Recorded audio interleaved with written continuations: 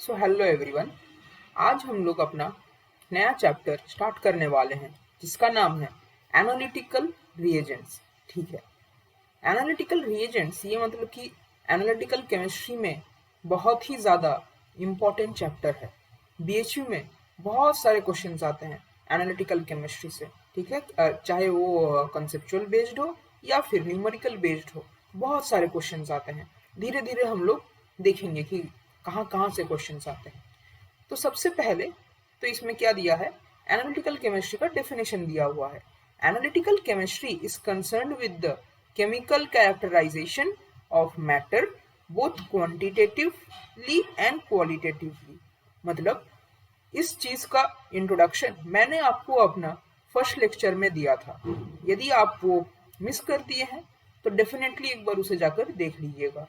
इसमें ये कह रहा है कि एनालिटिकल केमिस्ट्री में हम लोग क्या करते हैं कि कोई भी हम लोग के पास मैटर हो उसका हम लोग केमिकल कैरेक्टराइजेशन करते हैं। ठीक है, उसका हम लोग कैरेक्टराइजेशन करते हैं कि उसमें कि उसका कॉम्पोजिशन क्या है।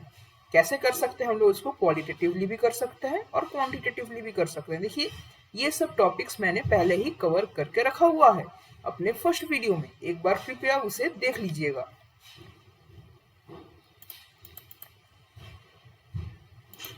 नेक्स्ट है chemical analysis and analytical chemistry.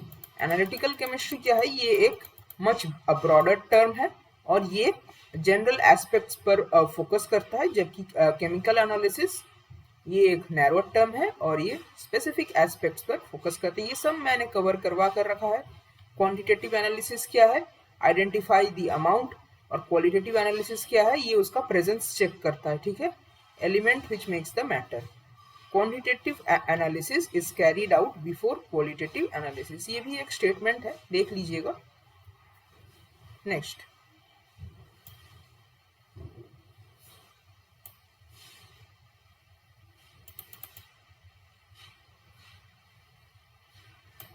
quantitative analysis, it is more complicated and it can be classified depending upon the methods of analysis, or it can be categorized according to the sort of analysis, according to the scale of analysis. The important steps involved in determination are. देखिए, ये सारे steps भी मैंने पहले ही discuss कर रखा है। तो सबसे पहले क्या था कि हम लोग को अपना एम पता होना चाहिए। उसके बाद क्या था, सैम्पलिंग था। फिर उसके बाद the conversion to measurable state, फिर है मेजरमेंट ऑफ डिजायर्ड कंस्टिट्यूएंट, फिर calculation and interpretation of numerical data. तो ये सब मैंने पहले कवर करके रखा हुआ है, आप प्लीज एक बार वो सब देख लीजिएगा। ठीक है, नेक्स्ट इसमें दिया है the amount of sample and range of relative amount of constituent determinable are important characteristics of qualitative analytical of quantitative analytical methods. Amount of sample, ठीक है, सैंपल कितना अमाउंट है, ज़्यादा है, कम है, and range of relative amounts. ठीक है, range क्या होता है ये भी मैंने कवर करवाया हुआ है पिछले वीडियोस में, एक बार देख लीजिएगा। Of the relative amounts of constituents determinable, ठीक है, जिसको हम लोग को डिटरमाइन करना है, जो हम लोग का एम है, are important characteristics of quantitative analytical methods. The methods can be termed as, ठीक है, ये सारे टर्म्स देख लीजिएगा, इससे भी क्वेश्चन आ सकते हैं। क्या है, macro, semi micro, micro, on the basis of mass of the sample taken. किस बेसिस पर है, जो सैंपल का जो मास है उसके बेसिस पर है। कब हम लोग किसी सैंपल को मैक्रो सैंपल बोलेंगे, जब उसका वेट इज ग्रेटर देन 0.1 ग्राम। अब इसको देखिए 0.100 ग्राम बोलेंगे। ठीक है, क्योंकि इसमें सिग्निफिकेंट फिगर्स का काम में आता है। ठीक है, इसमें सिग्निफिकेंट फिगर का चक्कर है, वो एक बार आप देख लीजिएगा कि सिग्निफिकेंट फिगर का इंपॉर्टेंस क्या है, क्यों हम लोग इसे 0.1 नहीं बोल रहे हैं, क्यों हम लोग इसको 0.100 ग्राम बोल रहे हैं। ठीक है, प्रीवियस वीडियोस में मैंने इसे कवर करवाया हुआ है। सेमी माइक्रो सैंपल, जिसका वेट किसके बीच में होगा, 0.100 से लेकर 0.010 ग्राम तक। और माइक्रो सैंपल क्या होगा, जिसका weight less than less than 0.10 ग्राम। तो देखिए एक है हम लोगों के पास मैक्रो, ठीक है, मैक्रो मतलब इसका जो वेट होगा वो ग्रेटर देन 0.100 ग्राम होगा।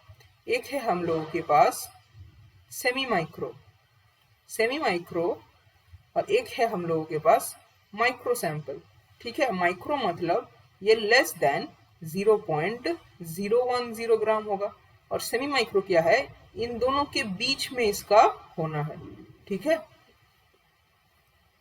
इन दोनों के बीच में होगा सेमी माइक्रो।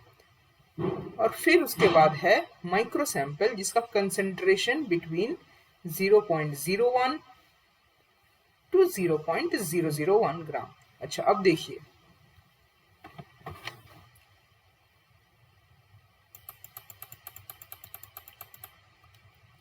ये है सब माइक्रो और अल्ट्रा माइक्रो सैंपल कब कहेंगे, जब वेट इज लेस देन 0.002 ग्राम।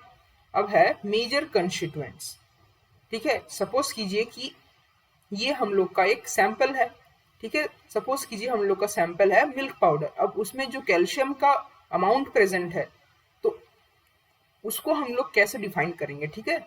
तो कैल्शियम क्या हुआ, हम लोग का कॉन्स्टिट्यूएंट हो गया। तो यदि कैल्शियम मेजर कॉन्स्टिट्यूएंट है तो जो components between 100% to 1% of the sample, मतलब जो भी कॉन्स्टिट्यूएंट है यदि वो अब पूरे सैंपल का 1% भी कम से कम हो, ठीक है, 1 से 100% तक कुछ भी अमाउंट हो, तो हम लोग उसे बोलेंगे मेजर कंस्टिट्यूएंट।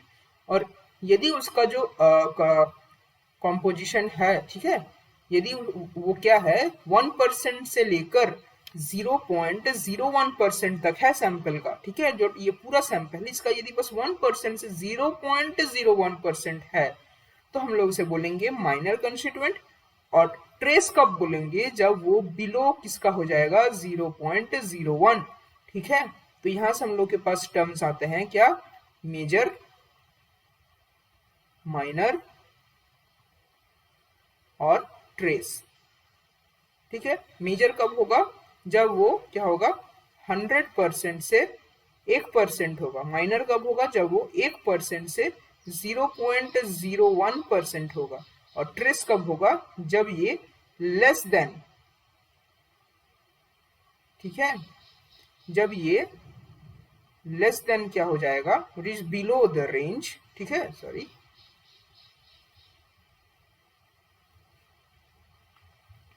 जब ये क्या हो जाएगा, ये किससे कम हो जाएगा, 0.01% से भी कम हो जाएगा, तब हम लोग उसे बोलते हैं लेस, मतलब ट्रेस बोलते हैं। नेक्स्ट है qualitative analysis. The identification step is called qualitative analysis. ये मैंने आपको बताया था कि क्वालिटेटिव एनालिसिस हम लोग उसमें क्या चेक करते हैं, हम लोग उसका प्रेजेंस चेक करते हैं बस, ठीक है। नेक्स्ट है कॉम्प्लेक्सेशन इक्विलिब्रिया। इसे भी थोड़ा ध्यान से देख लीजिएगा क्योंकि इसमें थोड़ा सा समझने के लिए है। देखिए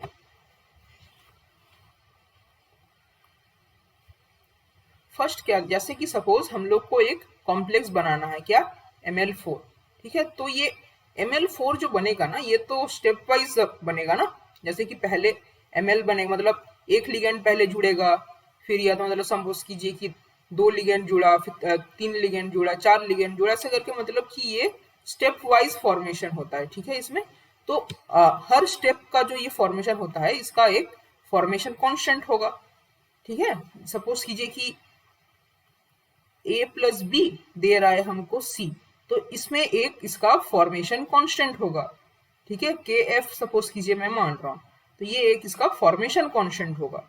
वो क्या होगा, प्रोडक्ट का कंसेंट्रेशन डिवाइडेड बाई रिएक्टेंट का कंसेंट्रेशन में उसको हम लोग डिनोट कर सकते हैं। तो यहाँ पर देखिए M plus L gives ML, तो इसमें जो हम लोगों का K1, ठीक है, इसमें हम लोग का बन रहा है K1। K1 क्या बनेगा, ML डिवाइडेड बाई M, ठीक है, M, और ये हो जाएगा L। ऐसे करके देखिए ये जो M+12 जब बनेगा तब इसमें हम लोग का β2 बनेगा, जो क्या होगा K1 इंटू K2, ठीक है। कैसा बनेगा, K1 इंटू K2। देखिए यहां पर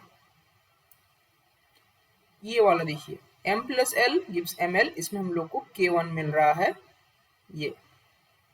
फिर ml तो पहले से बना हुआ है, अब इसमें यदि l हम लोग और ऐड करते हैं तो ml2 बन रहा है, ठीक है। सपोज कीजिए मुझे बनाना है, ठीक है, m प्लस l, ये हम लोग को दे रहा है ml। नेक्स्ट क्या है, ml प्लस l, ये हम लोग को दे रहा है ml2। तो ओवरऑल एक हम लोग का स्टेप हो रहा है ना कि m प्लस 2l, और ये ml और ये ml तो कट हो जाएगा, मतलब अब कैंसिल हो जाएगा, ये हम लोग को देगा ml2।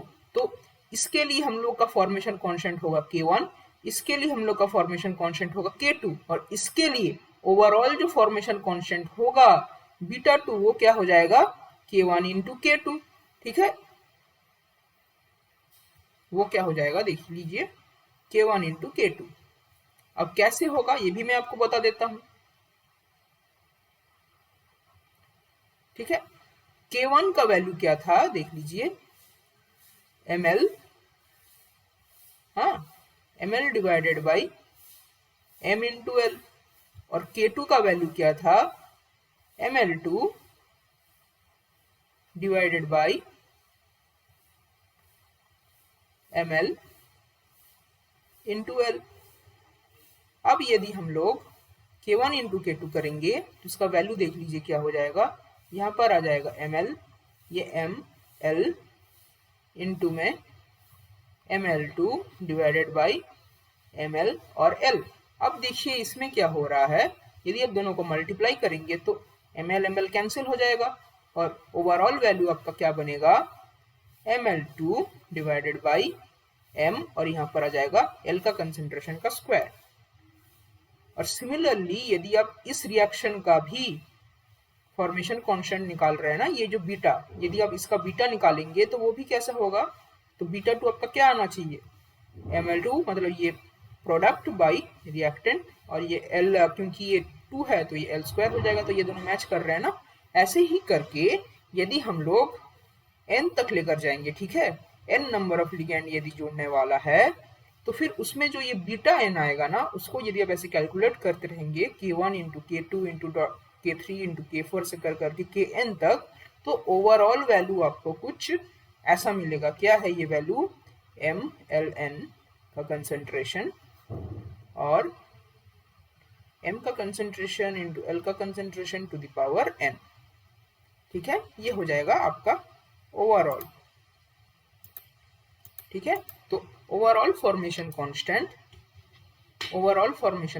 क्या होगा, beta n is equals to K1 into K2 into K3 into K4 dot dot dot Kn तक।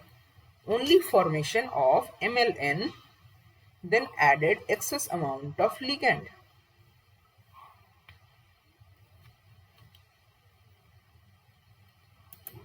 यदि आपको mln का फॉर्मेशन करना है तो आपको एक्सेस अमाउंट ऑफ लिगेंड लगाना पड़ेगा ना, क्योंकि m तो बहुत कम अमाउंट में है और l का देखिए n नंबर ऑफ लिगेंड है।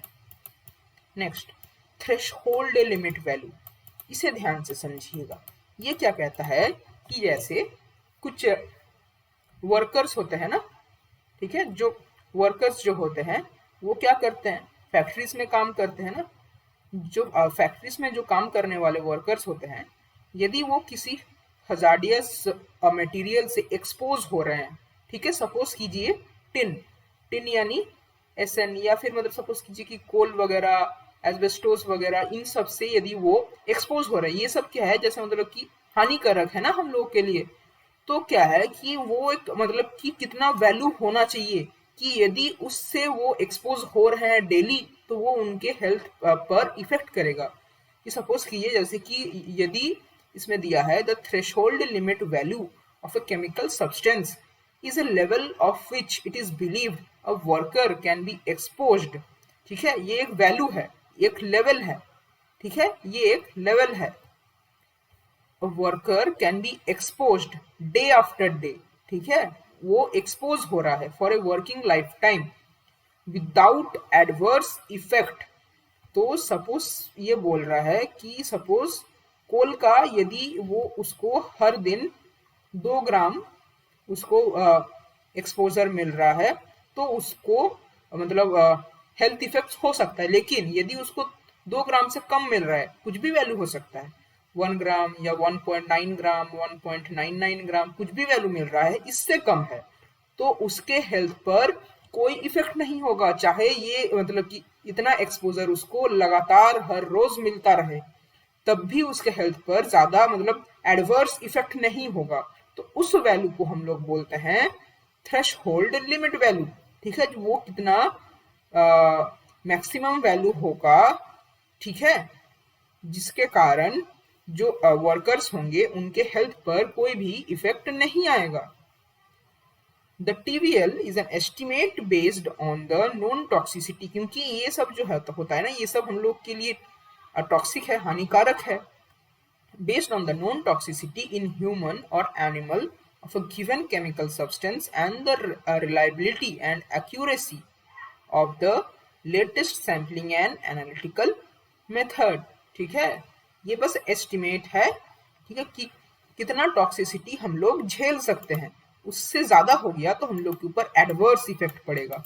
एक एग्जांपल देखिए, आर्सेनिक। आर्सेनिक ये बहुत ही टॉक्सिक है, ये बहुत हम लोग के लिए हार्मफुल है। It is responsible for good nail and hair.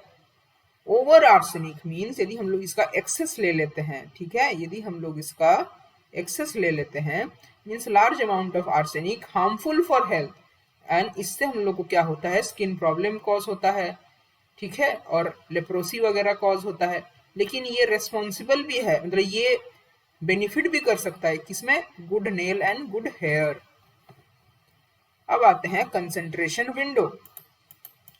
Concentration window क्या है, above safer range और below safer range regarding harmful for health known as concentration window।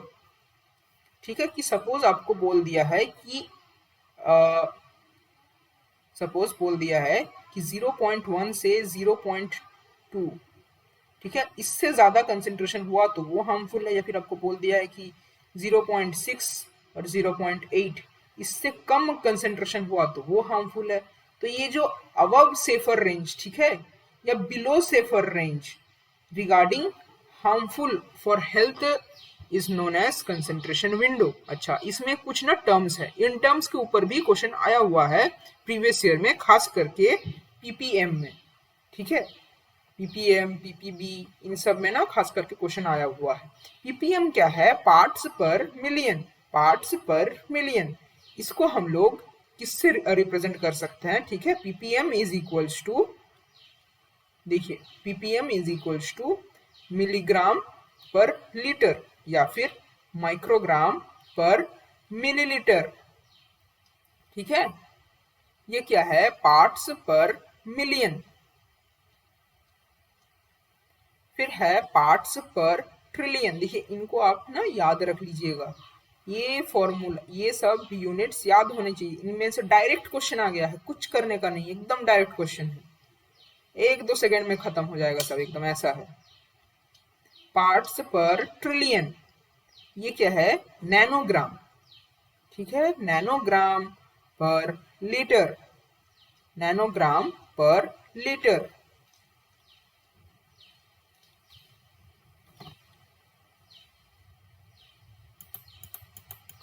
Parts पर बिलियन, ये है माइक्रोग्राम पर लीटर। ठीक है, माइक्रोग्राम पर लीटर हो जाएगा आपका पार्ट्स पर बिलियन, और माइक्रोग्राम पर मिलीलीटर, ठीक है, वो हो जाएगा आपका पार्ट्स पर मिलियन। देखिए, इसको ना एक इस तरीके से भी आप ये कर सकते हैं, ठीक है, देखिए, जैसे कि केजी बाई लीटर, ये आपका हो जाएगा 1। यदि आप इसमें क्या करते हैं, मिलीग्राम पर लीटर करते हैं ना, तो मिलीग्राम को यदि आप केजी में कन्वर्ट करेंगे तो ये आपका हो जाएगा 10⁻⁻⁶ केजी पर लीटर। ये तो हम लोग का पहले से ही 1 है, और ये जो 10⁻⁻⁶ है ना, इसी को हम लोग बोलते हैं पार्ट्स पर मिलियन। और यदि सपोज कीजिए, अब यदि ये माइक्रोग्राम पर ml आ रहा है ना, माइक्रोग्राम पर ml, तो इसमें क्या है, माइक्रोग्राम को यदि आप कन्वर्ट करने जा रहे हैं तो वो आपका कैसा आएगा, तो वो आप जब इसको कन्वर्ट करेंगे तो वो आपका आएगा पार्ट्स पर बिलियन। ठीक है, देखिए माइक्रोग्राम को आप कन्वर्ट करेंगे, अब यदि माइक्रोग्राम आप कन्वर्ट करेंगे तो ये आएगा आपका 10 टू द पावर माइनस कितना, 10 to the power minus 9 kg। ठीक है, मतलब देखिए माइक्रोग्राम मतलब क्या है, ये 10 टू द पावर माइनस 6 ग्राम होगा, लेकिन इसको आप केजी में कन्वर्ट करेंगे तो ये 10 to the power minus 9 kg divided by 10 to the power minus 3, ये केजी बाई लीटर, ये तो आपका हो गया 1, ये आपका क्या आ जाएगा 10 टू द पावर माइनस 6, जिसको हम लोग बोलेंगे ppm। ऐसे ही करके आप इनका भी निकालेंगे। ठीक है, तो ये आपका आएगा 10 टू द पावर माइनस 6, ये आएगा आपका 10 टू द पावर माइनस 9, ये आएगा शायद से 10 टू द पावर माइनस 12। ऐसे कर करके आप निकाल सकते हैं, इन केस आप फॉर्मूला भूल जाते हैं। ठीक है, अब आर्सेनिक से क्या होता है, आर्सेनिक पॉइजन हो जाता है और वो उससे बहुत बड़ा मतलब कि प्रॉब्लम वगैरह होता है ना, जो मैंने आपको ऊपर बताया था। तो वो आमतौर पर कहाँ पाया जाता है, East Bengal, East Bengal. Next, complexometric titration, ये इंपॉर्टेंट है, इससे भी कई बार क्वेश्चन आया हुआ है।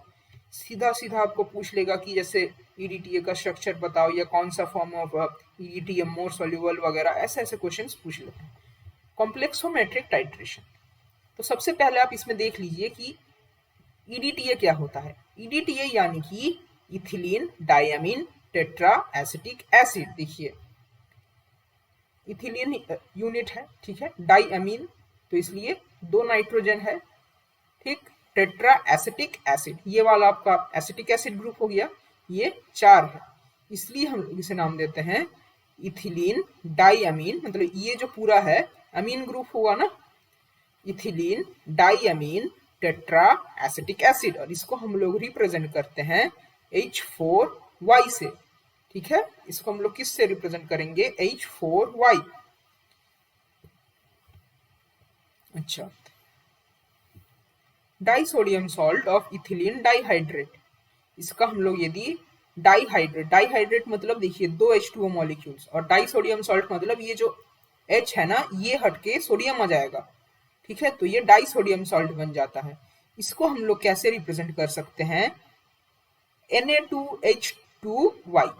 ठीक है, यहाँ से क्या हुआ, 2 हाइड्रोजन हट गया, इसको हम लोग रिप्रेजेंट कर सकते हैं Na2H2Y डॉट 2H2O, या फिर H2Y2 माइनस, मतलब इन दोनों Na को हम लोग हटा देते हैं तो H2Y2 माइनस डॉट 2H2O। ठीक है, तो इस फॉर्म का याद रख लीजिएगा कि यदि चारों हाइड्रोजन है तो H4Y, यदि एक हाइड्रोजन हटा तो H3Y माइनस।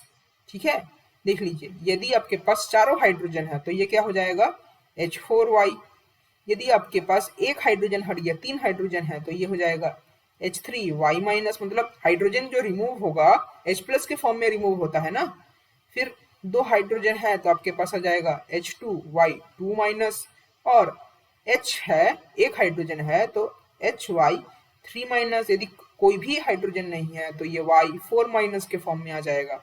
और इनमें से सबसे काम का है हम लोग के पास ये वाला फॉर्म, क्यों है आगे देखने वाले हैं हम लोग। नेक्स्ट हम लोग देख रहे हैं ज्विटर आयन स्ट्रक्चर। ठीक है, ज्विटर आयन तो आपको पता ही होगा ना कि जो एमिनो ग्रुप होता है वो क्या करता है, एक हाइड्रोजन ले लेता है और उस पर एक पॉजिटिव चार्ज आ जाता है, और जो एसिड होता है एसिडिक ग्रुप वो क्या करता है, एक हाइड्रोजन लॉस करता है और उसमें नेगेटिव चार्ज आ जाता है। तो वही स्ट्रक्चर है यहाँ पर, बस ये क्या है, हाइड्रेट है ना, डाइहाइड्रेट, और ये उसका ज्विटर आयनिक फॉर्म है। EDTA exist in both cases, that is disodium salt structure and zwitter ion structure. इन दोनों फॉर्म में EDTA एग्जिस्ट करता है, और इसका इंपॉर्टेंस अभी मैं आपको बताने वाला हूँ। देखिए, नॉर्मल यदि आप EDTA लेंगे, नॉर्मल EDTA मतलब जो उसका H4Y फॉर्म है ना, मतलब कि जिसमें चारों हाइड्रोजन प्रेजेंट है, वो सॉल्यूबल नहीं है वाटर में, लेकिन जो डाइसोडियम सॉल्ट है, disodium salt of EDTA dihydrate and zwitter ion structure, are soluble in water. इसीलिए ये दोनों इंपॉर्टेंट है, क्योंकि जो नॉर्मल जो हम लोग को ईडीटीए का स्ट्रक्चर पता है वो सॉल्युबल नहीं है, इसीलिए हम लोग को डाइसोडियम सॉल्ट लेना पड़ता है। ईडीटीए का इंपॉर्टेंस देखिए, ईडीटीए क्या करता है, it is used to clean the boiler. Boiler क्या होता है, आप इसको गूगल से सर्च कर सकते हैं, ठीक है। इसमें क्या होता है कि कुछ लिक्विड या फिर पानी को हम लोग हीट करते हैं, हीट करके इसका कुछ वेपर निकल जाता है। लेकिन उसमें क्या होता है ना कि सपोज कीजिए ये जो बॉयलर है इसमें हम लोगों ने कुछ पानी को वेपराइज करवा दिया, पानी तो निकल गया, लेकिन ये जो कंटेनर बचता है इसके चारों तरफ क्या होता है, मेटल का डिपॉजिट्स बन जाता है। उसको रिमूव करने के लिए हम लोग ईडीटीए का यूज करते हैं, ठीक है, क्योंकि ईडीटीए उसके साथ कुछ कॉम्प्लेक्स बना लेता है। कैसे बनाता है वो मैं आपको बताने वाला हूँ। नेक्स्ट है टेट्रासोडियम सॉल्ट ऑफ ईडीटीए। जैसे कि हम लोगों ने डाइसोडियम सॉल्ट देखा था, क्या उसमें 2 हाइड्रोजन रिमूव होकर 2 सोडियम आ गए थे। ये क्या है, टेट्रासोडियम सॉल्ट है, मतलब इसमें 4 सोडियम होने चाहिए। 1 सोडियम, 2 सोडियम, 3 सोडियम और 4 sodium. This structure is not exist because, ठीक है, ये वाला स्ट्रक्चर एग्जिस्ट नहीं करता because MEDTA EXP is the dependent process. In this case, excess of enablers cause the solution alkaline and increase the pH of the solution. So titration is not possible. ठीक है, ये बोल रहे हैं कि ये यदि स्ट्रक्चर बनता है तो ये क्या करता है, सोल्यूशन को अल्कलाइन बना देता है, मतलब उसका पीएच को ये इंक्रीज कर देता है। और ऐसे हाई पीएच में हम लोग टाइट्रेशन नहीं कर सकते हैं। क्यों टाइट्रेशन करना है, क्या इंपॉर्टेंस है, मैं आपको बताने वाला हूं आगे। चलिए अब मैं आपको बताने वाला हूं कि हम लोग इसमें टाइट्रेशन करते क्या है, उसका इंपॉर्टेंस क्या है। अच्छा, सपोज कीजिए आपको बताया है कि एक आपको मिल्क पाउडर दिया हुआ है, वो आपका सैंपल है। मिल्क पाउडर में क्या होता है, कैल्शियम प्रेजेंट होता है। आपको बोला गया है कि आपको इस कैल्शियम का अमाउंट निकालना है। या फिर आप सब ने क्या सुना है कि वाटर जो होता है वो हार्ड वाटर होता है। क्या होता है, हार्ड वाटर, सॉफ्ट वाटर, ये आपने सुना होगा। तो आपको बोल रहे हैं कि ये आपको सैंपल दे दिया गया है वाटर का, आपको इसका हार्डनेस निकालना है। अब हार्डनेस मतलब क्या होता है कि उसमें क्या, हार्ड वाटर में क्या होता है, कैल्शियम एंड मैग्नीशियम सॉल्ट्स होते हैं, है ना। तो आपको बोला गया कि इसका हार्डनेस निकालना, मतलब इनडायरेक्टली आपको बोला जा रहा है कि आपको उसमें कितना कैल्शियम प्रेजेंट है, कितना मैग्नीशियम प्रेजेंट है, वो आपको फाइंड आउट करना है, ठीक है। तो इसमें भी आप क्या फाइंड आउट कर रहे हैं, Ca2+, Mg2+, ये फाइंड आउट कर रहे हैं। वो हम लोग कैसे फाइंड करते हैं, उसको हम लोग बोलते हैं कॉम्प्लेक्सोमेट्रिक टाइट्रेशन। उसको हम लोग क्या बोलते हैं, कॉम्प्लेक्सोमेट्रिक टाइट्रेशन। नाम से आपको क्या समझ आ रहा है कि कुछ कॉम्प्लेक्स का फॉर्मेशन होगा, है ना, कि कुछ तो कॉम्प्लेक्स बन रहा है। वो कॉम्प्लेक्स कैसा बनेगा, देखिए ये जो हम लोग के पास मेटल है, ये मेटल कुछ भी हो सकता है, मतलब मैग्नीशियम, कैल्शियम, जो भी इसके साथ फॉर्म कर ले, मतलब ईडीटीए के साथ कॉम्प्लेक्स बना ले।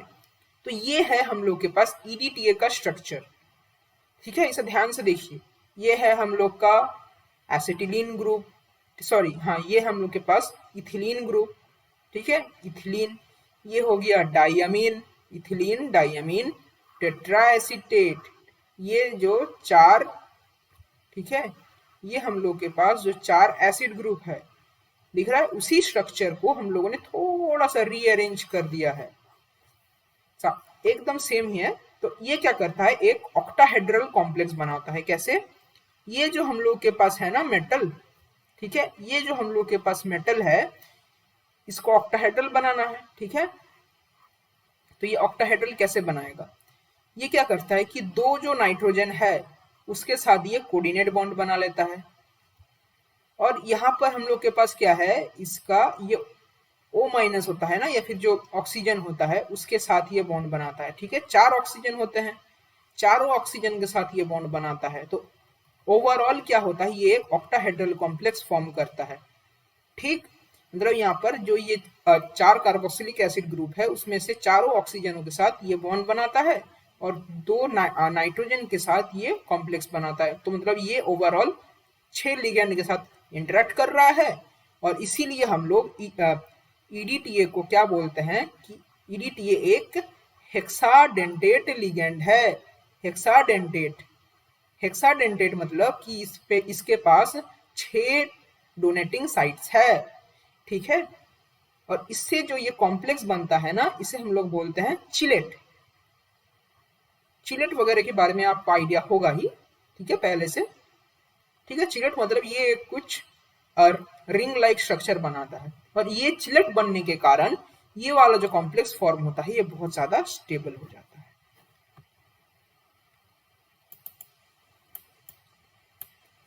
EDTA is a hexadentate ligand which may coordinate through its 2 nitrogen and 4 carbonyl and 4 carboxyl group.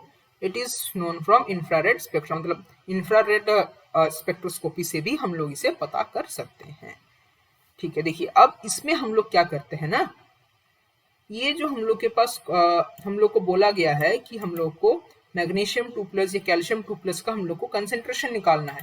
तो सबसे पहले क्या करते हैं, जो भी सपोज कीजिए कि हम लोग को पानी दिया गया, पानी का हम लोग को हार्डनेस निकालना है, तो हम लोग पानी लेते हैं, उसमें हम लोग क्या करते हैं, एक कुछ इंडिकेटर हम लोग ऐड करते हैं, ठीक है। इंडिकेटर यहाँ पर सपोज कीजिए हम लोग लेते हैं ईबीटी। ईबीटी कैसा है, उसका स्ट्रक्चर कैसा है, मैं आपको नीचे बताने वाला हूँ। तो ये हम लोग के पास पानी है, ठीक है। पानी में हम लोग क्या ऐड कर देते हैं, ईडीटी। ईडीटी ऐड कर देंगे तो पानी में क्या था हम लोग के पास, मेटल था ना, ठीक है, Mg2+ या Ca2+। तो वो क्या करता है, मेटल ईबीटी कॉम्प्लेक्स फॉर्म होता है, ठीक है। ये 1:1 कॉम्प्लेक्स फॉर्म होता है, मतलब एक मेटल के साथ एक ईबीटी कॉम्प्लेक्स बनाएगा, ठीक है। ये मेटल ईबीटी कॉम्प्लेक्स फॉर्म करता है, जिसका कलर क्या होता है, वाइन रेड। ये जो कॉम्प्लेक्स बनता है इसका कलर होता है वाइन रेड। और इसमें हम लोग ऐड करते हैं बफर, ठीक है, अमोनिया बफर हम लोग इसमें यूज करते हैं, ठीक है, अमोनियम हाइड्रोक्साइड का। तो बफर का क्या यूज है वो भी मैं आपको नीचे बताने वाला हूँ। तो वो हम लोग एक बफर यूज करते हैं ताकि उसका पीएच रेंज मेंटेन रहे। तो हम लोगों ने क्या किया, इसमें ईबीटी ऐड कर दिया, फिर इसका कलर हो जाएगा वाइन रेड, ठीक है, एकदम पिंच ऑफ ईबीटी ऐड करते हैं। फिर हम लोग क्या करते हैं, ये जो हम लोग के पास पानी है ना, इसको हम लोग लेते हैं कॉनिकल फ्लास्क में, फिर उसमें हम लोग ईबीटी ऐड करते हैं, इसका कलर हो जाता है वाइन रेड। और ऊपर हम लोग के पास क्या रहता है, ब्यूरेट। ब्यूरेट में हम लोग क्या डालते हैं, ब्यूरेट में हम लोग डालते हैं ईडीटीए। अब क्या होता है, ईडीटीए जब हम लोग डालते रहते हैं ना, तो ये जो मेटल ईबीटी कॉम्प्लेक्स है, ये क्या है, ये थोड़ा सा कमजोर कॉम्प्लेक्स है, ठीक है।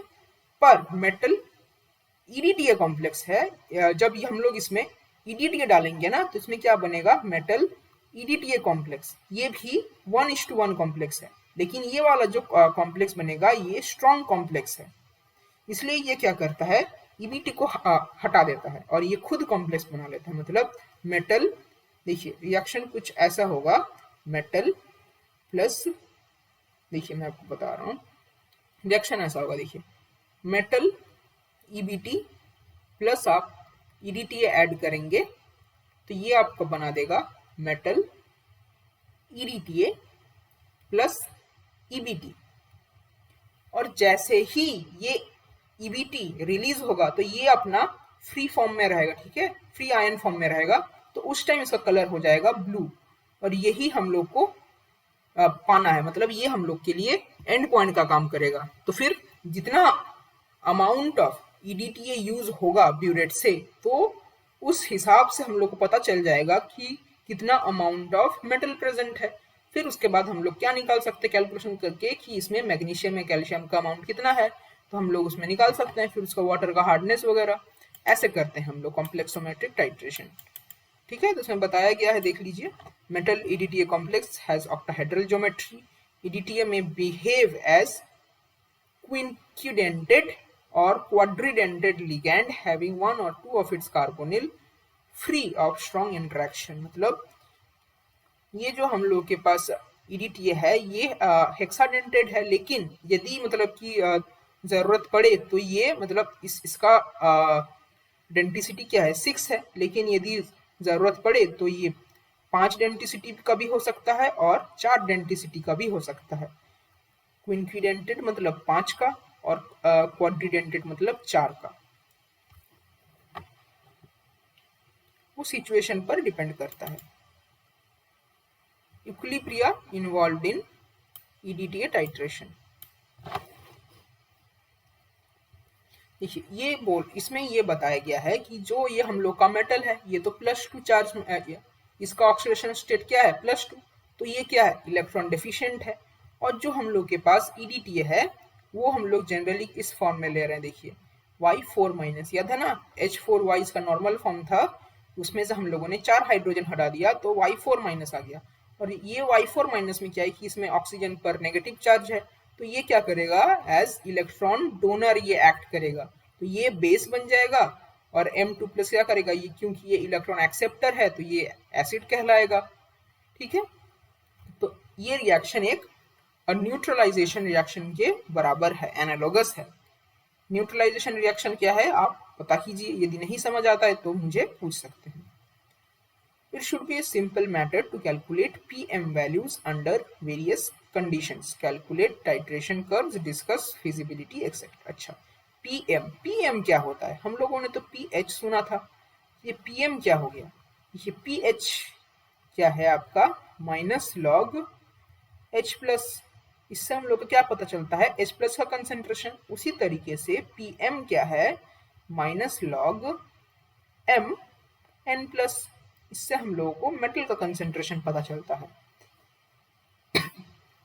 अब हम लोग आते हैं एब्सोल्यूट स्टेबिलिटी कांस्टेंट या फॉर्मेशन कांस्टेंट।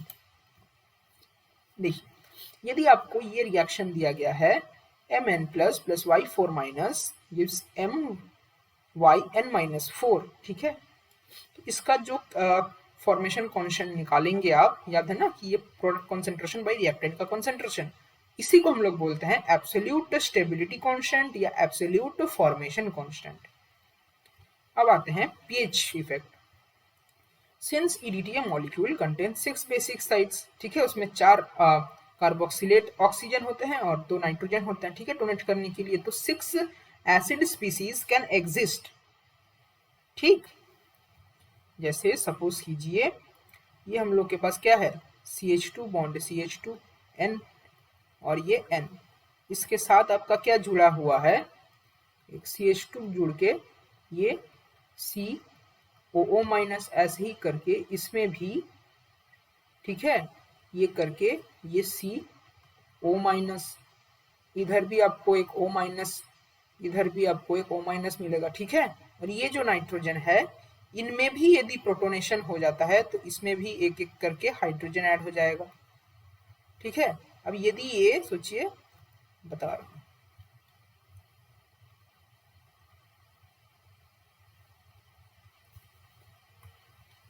यदि सोचिए यहाँ पर OH है, OH है, OH है और OH है, तो जब तक ये दोनों हाइड्रोजन नहीं थे तब तक हम लोग क्या बोल रहे थे इसे H4Y। अब जब ये 2 हाइड्रोजन भी आ गए हैं तो अब हम लोग इसे बोलेंगे H6Y2+, ठीक है, क्योंकि हाइड्रोजन किस फॉर्म में आएगा H+ के फॉर्म में आएगा ना, 2 पॉजिटिव चार्ज भी इसमें बढ़ गए तो ये बन जाएगा H6Y2+।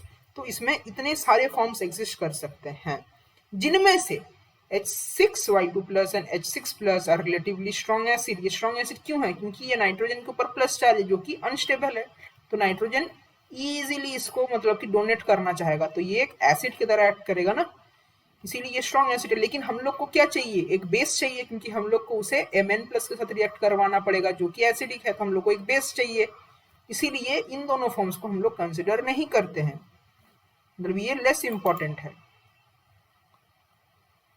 Next, the 4 dissociation constant of H4Y, ठीक है, ये जो ऐसे रिएक्शन होते हैं, ठीक है, H4Y टूटेगा, मतलब एक एक H+ देगा, फिर H3Y- बनेगा, फिर ये एक H+ रिलीज करेगा, ये एक H+, एक प्लस यहाँ से रिलीज होगा, तो इन सब का फॉर्मेशन कांस्टेंट देख लीजिए और इन सब का पीके वैल्यूज देख लीजिए, ठीक है। इसमें बोल रहा है the 3rd and 4th ionization step, ये 3rd और ये 4th ionisation steps are much weaker than the first 2, ठीक है। वो आप इनका के वैल्यू भी देख रहे हैं ना, ये बहुत नेग्लिजिबल है, ठीक है, इनके इनके कंपैरिजन, कहाँ 10.-2 है, ये कहाँ 10.-7 है, सॉरी ये कहाँ 10⁻⁻2 है, ये कहाँ 10⁻⁻7 है, बहुत डिफरेंस है। Because the two protons in H2Y minus are attached to two nitrogen atoms and are lost less readily than protons attached to oxygen। ठीक है, ये इसका रीजन है, क्योंकि जो प्रोटॉन नाइट्रोजन के साथ अटैच्ड है वो मतलब कि जल्दी से नहीं टूटेगा जो ऑक्सीजन से अटैच है। क्योंकि देखिए यदि कोई प्रोटॉन नाइट्रोजन से अटैच्ड है, यदि वो टूट गया तो ये N- बनेगा। यदि कोई प्रोटॉन ऑक्सीजन से अटैच्ड है वो टूट जाता है तो वो क्या बनता है, O- बनता है। और O-, ये देखिए मैं बता रहा हूँ, O- क्या होगा, ज्यादा स्टेबल होना चाहिए। नेक्स्ट देखिए H4Y, H3Y- are not readily soluble in water. H4Y and H3Y- are not readily soluble in water, but H2Y-, HY3- and Y4- are soluble in water and Y4- most soluble in water। ठीक है, लेकिन इसमें भी एक दिक्कत है, बताने वाला हूं आपको आगे।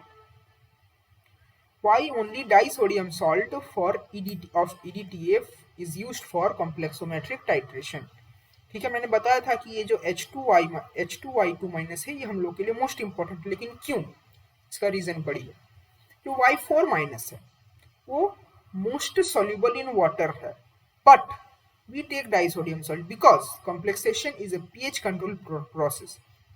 जो भी ये कॉम्प्लेक्स बनता है ना, मेटल EDTA कॉम्प्लेक्स, ये पीएच कंट्रोल में है। ठीक है, यदि हम लोग पीएच में चेंज करेंगे तो ये कॉम्प्लेक्स भी फॉर्म होगा या नहीं होगा, वो सब डिपेंड करेगा।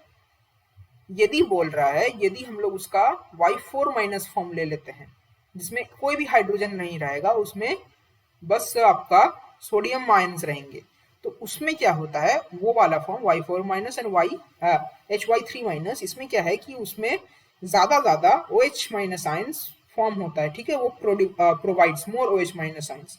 कैसे, देखिए ऐसे Y4- फॉर्म है प्लस H2O कर देंगे तो ये वाला फॉर्म बनाएगा ना, HY3- और H2Y- भी ये OH- का कंसेंट्रेशन इंक्रीज कर देगा।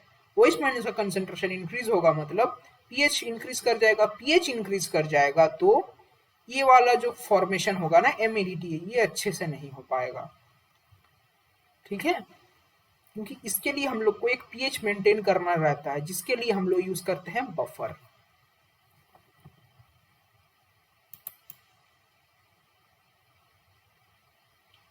नेक्स्ट ये वाला एक ग्राफ है, उतना इंपॉर्टेंट तो है नहीं, तब भी देख लीजिएगा कि ये मतलब फ्रैक्शन है कि सपोज कीजिए जो ये हम लोग का टोटल जो EDTA का कंसेंट्रेशन है ना, ठीक है, वो इनके सारे फॉर्म्स में सारे फॉर्म्स को मिलाकर होगा।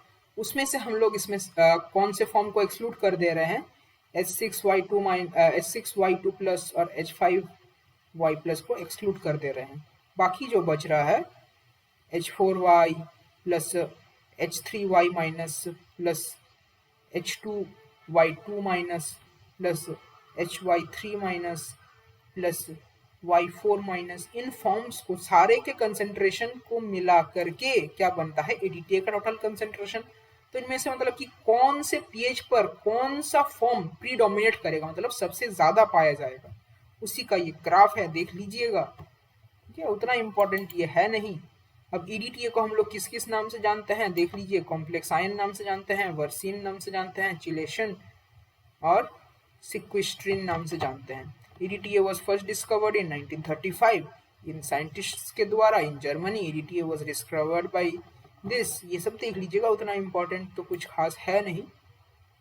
नेक्स्ट हम लोग आते हैं estimation of pH for complexometric titration. ठीक है, अब जो मैं बोला था कि जो टोटल EDTA का कंसेंट्रेशन है, यदि हम लोग उसको CY से रिप्रेजेंट करेंगे तो इन सारे का एडिशन होगा। ठीक है, और इसमें से यदि हम लोग बस Y4 का हम लोग लेना चाह रहे हैं, ठीक है, तो Y4, अब वो आप लोगों को याद है ना जो मैंने पढ़ाया था β1 β2 करके, तो यदि आप उसमें बीटा 4 देखेंगे तो वो कैसा होगा, K1 into K2 into K3 into K4 ऐसे करके होगा ना, तो वही है Y4 माइनस में ये वाला। तो अब सपोज कीजिए कि ये हम लोग के पास टोटल कंसेंट्रेशन है, उसमें से हम लोग को निकालना है कि फ्रैक्शन ऑफ Y4 माइनस कितना है। वो हम लोग कैसे निकालेंगे इस इक्वेशन से, तो इस पूरे को यदि हम लोग क्या समझ लेते हैं, fraction of EDTA in Y4 minus, ठीक है, वही हम लोग को निकालना है, ठीक है। तो उसको हम लोग इस सिंबल से रिप्रेजेंट कर दे रहे हैं, देख लीजिए। तो Y4 माइनस का कंसेंट्रेशन कितना आ जाएगा, अल्फा 4 इंटू C4, ठीक है, इसको मैं यदि अल्फा बोल रहा हूँ तो। At a very high pH values, the terms containing H plus will be negligible. अच्छा, अब देख लीजिए एब्सोल्यूट स्टेबिलिटी कांस्टेंट क्या हो जाएगा।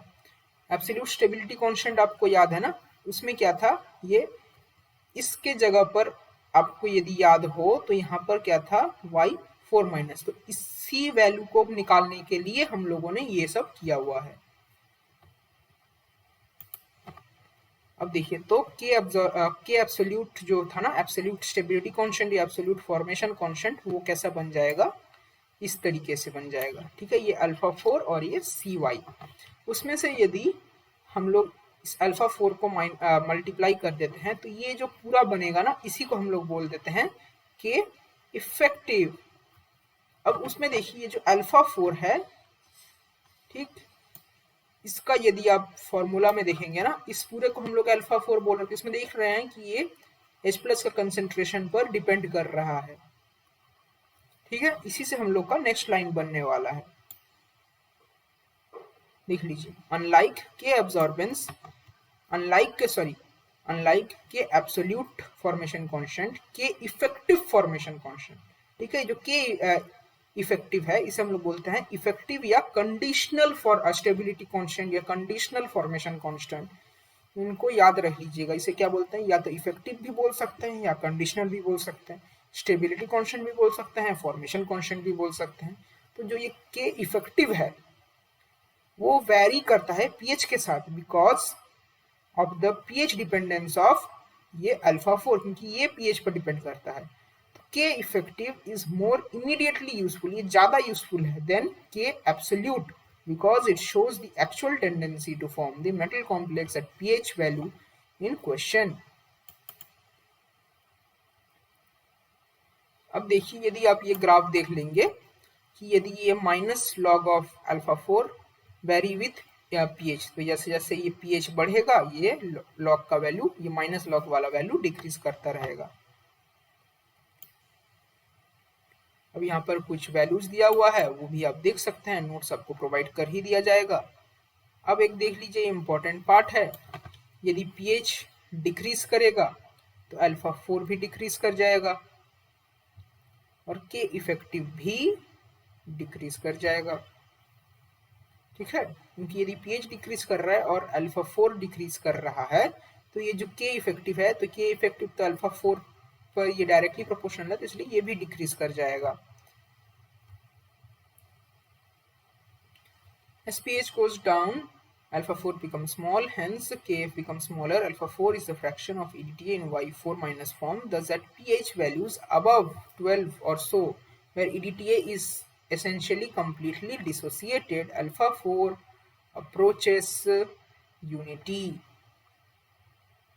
Normally, the solution of metal ions has to be titrated with the EDTA are buffered so that pH will remain constant despite the release H plus as complex R formed। मतलब जो इसका pH है उसको हम लोग constant रखना है, इसलिए हम लोग उसमें बफर यूज करते हैं, ठीक है।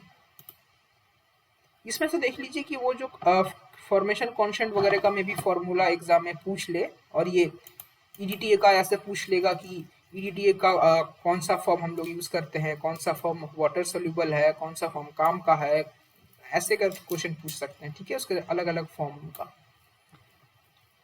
Why ammonia buffer of pH 10 is used in complexometric titration? क्यों यूज होता है,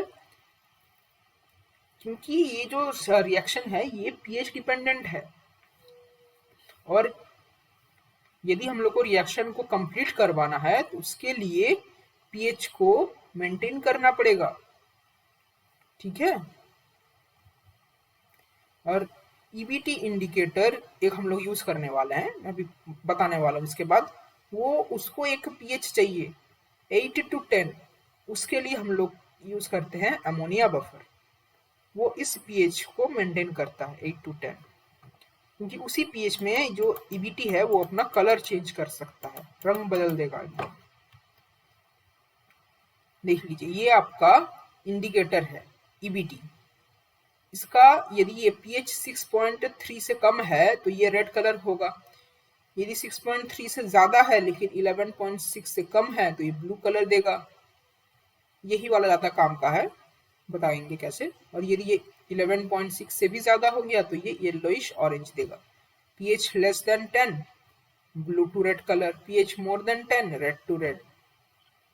ये क्यों बताया गया है ये आपको बता देंगे। इंडिकेटर्स फॉर एडीटीए टाइट्रेशन, ठीक है। जब हम लोग टाइट्रेशन करेंगे तो उसमें हम लोग को कुछ इंडिकेटर्स चाहिए होता है ना, वो हम लोग variety of chemical substances often called metallochromic indicators. Metallochromic indicators वो होते हैं जो हम लोग कॉम्प्लेक्सोमेट्रिक टाइट्रेशन पर यूज करते हैं। वो क्या होता है देखिए उसका definition. These are coloured organic compounds which themselves form chelate with metal ions. मतलब ये कलर्ड होते हैं और ये जो मेटल के साथ चिलेट बनाते हैं, ठीक है। चिलेट मतलब एक कुछ रिंग लाइक स्ट्रक्चर बनाते हैं। ईबीटी भी वैसा ही करता है क्योंकि ईबीटी भी एक मेटलोक्रोमिक इंडिकेटर है। Chelate must have different colour forms, ठीक है। उसको अलग अलग कलर फॉर्म होना चाहिए तभी तो वो काम का होगा, ठीक है। मतलब एक पीएच में उसका कुछ अलग कलर होना चाहिए, दूसरे पीएच में उसका कुछ अलग कलर होना चाहिए। वैसे ही हम लोग यूज करते हैं ना इंडिकेटर, जैसे कि फेनोप्थलीन वगैरह। एसिडिक कंडीशन में फेनोप्थलीन कलरलेस है लेकिन बेसिक कंडीशन में उसका पिंक कलर हो जाता है फेनोप्थलीन का। And if large indicator blanks are to be avoided and sharp end points यदि हम लोग को चाहिए, the indicator must release the metal ion into the EDTA titrant. और जो पीएम वैल्यू है, PM value very close to equivalence point. The action of an indicator acid in releasing hydrogen ion to hydroxide ion in titration of an acid. अब जो पहला हम लोग indicator देखेंगे वो है इरियोक्रोम ब्लैक टी, ठीक। इसमें क्या होता है, ये एक हम लोग इंडिकेटर यूज करते हैं और ये कैसा कॉम्प्लेक्स बनाता है, ठीक है, वो मैं अभी आपको बताने वाला हूँ। देखिए इसमें क्या होता है, ये वाला जो हाइड्रोजन है ये रिमूव हो जाता है, इसमें एक नेगेटिव चार्ज आ जाएगा। ये वाला हाइड्रोजन भी रिमूव हो जाएगा, इसमें एक नेगेटिव चार्ज आ जाएगा। बीच में आपका आ जाएगा मेटल। ये ऑक्सीजन के साथ 2 कोऑर्डिनेट हो गया और ये यहाँ से 2 कोऑर्डिनेट हो गया, ठीक है। नाइट्रोजन के पास भी लोन पेयर्स प्रेजेंट होते हैं ना, ऐसे करके ये एक कॉम्प्लेक्स बना देता है 1:1 कॉम्प्लेक्स, मतलब एक मेटल आयन और एक ईबीटी, ऐसे करके ये कॉम्प्लेक्स बनाता है। मेटल चिलेट्स आर फॉर्म्ड, ठीक है। ये भी अब देख लीजिए। Metal chelates are formed with this model by loss of hydrogen ions, क्योंकि वो मैं आपको बता दिया हूँ फेनोलिक OH ग्रुप से। It is a triprotic acid H3 ion. Sulphonic acid group is ionised, ये सब देख लीजिएगा, ठीक है। The pK value for the dissociation of H2 ion to H ion 2- is 6.3, ठीक है। ये सब देख लीजिएगा कि ये कब इसका कलर ब्लू रहता है, कब इसका कलर येलोइश ऑरेंज रहेगा, पीएच के ऊपर डिपेंड करता है, ठीक है। और उसका वो फॉर्म एग्जिस्ट करता है। इंडिकेटर फॉर्म्स स्टेबल 1:1 कॉम्प्लेक्स बनाता है which is wine red in colour. मैंने बताया था कि वो वाइन रेड कलर हो जाता है with a number of cations such as, मतलब ये ईबीटी किस किस के साथ कॉम्प्लेक्स फॉर्म करता है, मैग्नीशियम, कैल्शियम, जिंक और निकल। अब हम लोग आते हैं इंडिकेटर थ्योरी में। ये इसका फॉर्म है H2 आयन माइनस, ये एक माइनस दिख रहा है ना, ये कब डोमिनेट करता है, 6.3 से जब इसका pK कम होता है तभी ये डोमिनेट करता है। और 11.6 के पहले तक ये वाला फॉर्म डोमिनेट करता है जो ब्लू कलर का है, ये ज्यादा काम का है। और 11.6 से आगे ये वाला फॉर्म आता है जो येलोइश ऑरेंज में है। तो इसमें क्या होता है देख लीजिए, ये रेड है, ये ब्लू है, ये येलोइश ऑरेंज है, colour change due to conjugation. इसमें देखिए ये ना हाईली कॉन्जुगेटेड है, ये दिख रहा है ना, ये ऐसे, ये ऐसे, ये ऐसे करके ये कॉन्जुगेशन करते रहता है। तो इसी कॉन्जुगेशन के लिए फिर यहाँ से फिर ऐसे भी कॉन्जुगेशन हो जाता है, ठीक है। इन सब एकदम बहुत ज़्यादा कॉन्जुगेशन के कारण इसमें कलर का चेंजेस होता है। MiN minus plus H2Y minus, देखिए ये वो रिएक्शन है, ये काम का रिएक्शन है। MiN माइनस, ठीक है, मतलब ये इंडिकेटर वाला, ठीक है, ये EBT इंडिकेटर है, ठीक है, इंडिकेटर, तो वो वाइन रेड कलर बनाएगा, प्लस H2Y2 माइनस, ये EDTA है। दोनों को ऐड कर देंगे तो क्या होगा, ये Y2 माइनस M के साथ बॉन्ड बना लेगा क्योंकि ये ज्यादा स्टेबल है, और इंडिकेटर हम लोग के पास फ्री इंडिकेटर आयन रिलीज हो जाएगा HIN2 माइनस के फॉर्म में, जो ब्लू कलर का है। इसी से हम लोग को इसका एंड पॉइंट मिलता है जो होता है ब्लू।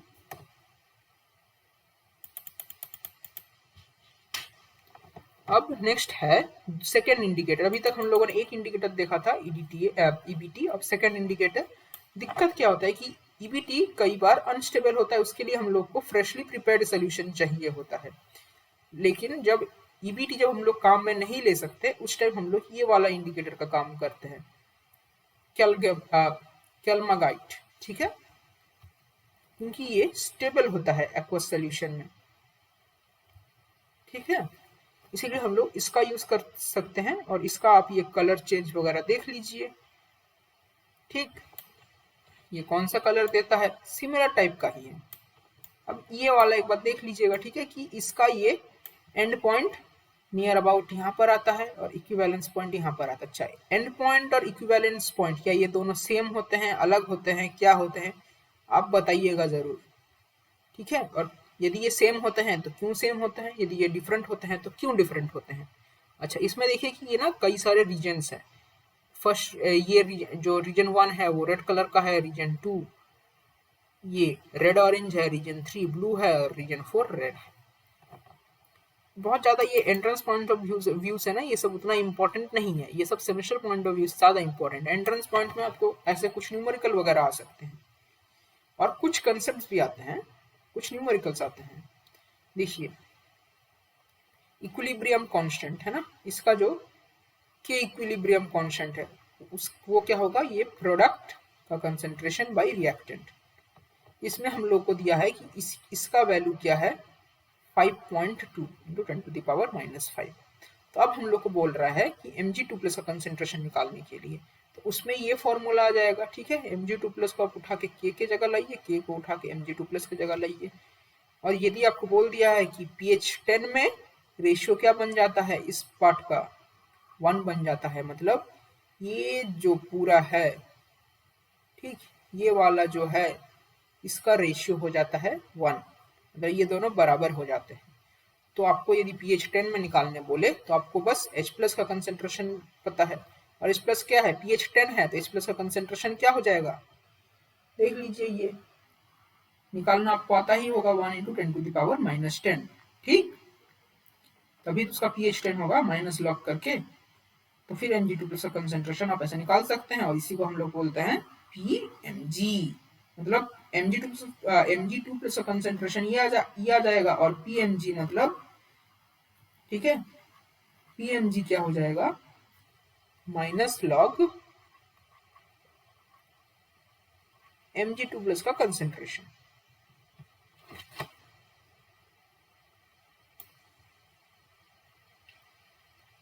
नेक्स्ट, यदि हम लोग के पास ईरोक्रोम ब्लैक टी नहीं है लैब में, तो हम लोग कैसे करेंगे टाइट्रेशन, हम लोग क्या करेंगे, जो मेटल लेंगे वो लेंगे 1 ग्राम, और जो हम लोग EDTA लेंगे वो हम लोग एक्सेस में ले लेंगे, ठीक है। बहुत ज्यादा ये EDTA ले लेंगे ना, तो ये EDTA क्या करेगा, सारे मेटल के साथ कॉम्प्लेक्स फॉर्म कर जाएगा, और ये जो हाइड्रोजन है ये फिर रिलीज हो जाएगा ना सोल्यूशन में। इस हाइड्रोजन को हम लोग NaOH के साथ टाइट्रेट कर सकते हैं, एसिड बेस्ड टाइट्रेशन। फिर हम लोग क्या कर सकते हैं, इस हाइड्रोजन का स्ट्रेंथ पता करेंगे, उससे हम लोग ये वाला कॉम्प्लेक्स का स्ट्रेंथ पता करेंगे, फिर उससे हम लोग मेटल का स्ट्रेंथ पता करेंगे। ऐसा मतलब बैक टाइट्रेशन बोलता है हम लोग। बैक टाइट्रेशन क्या होता है आगे मैं आपको बताने वाला हूँ। Theory of metallochromic indicator Eriochrome black T. ठीक, ईबीटी का जो ये होता है ना, ये एक ब्लू कलर होता है H2, ये वाला देख लीजिए ब्लू कलर होता है। pH 10 हम लोग मेंटेन करते हैं तो उसमें ये मेटल के साथ कॉम्प्लेक्स बनाता है, वो वाइन रेड कलर हो जाता है। फिर जब हम लोग उसमें ईडीटी ऐड करते हैं, वो क्या करता है, वो मेटल के साथ कॉम्प्लेक्स बनाता है और इंडिकेटर को हटा देता है, और वो फ्री इंडिकेटर ब्लू कलर का होता है। नेसेसरी कंडीशन ये होता है ना, यदि ये ईडीटीए ईबीटी को हटाना है तो मतलब जो ये हम लोग इंडिकेटर जो यूज कर रहे हैं ईबीटी, वो जो मेटल के साथ कॉम्प्लेक्स बनाएगा that should be 10 times lesser stable than M EDTA complex. मतलब जो ये एम ईडीटीए कॉम्प्लेक्स है इसका स्टेबिलिटी 10 टाइम्स ज्यादा होना चाहिए किससे, एम ईबीटी से, तभी तो ये ज्यादा आसानी से रिप्लेस कर सकता है। ठीक है, अब ये यहाँ इसके बाद से हम लोग आगे डिस्कस करेंगे। तो मिलेंगे फिर अगली क्लास में। यदि आपको कोई भी डाउट है, कोई भी प्रॉब्लम है तो आप मुझे बता सकते हैं। तब तक के लिए थैंक यू।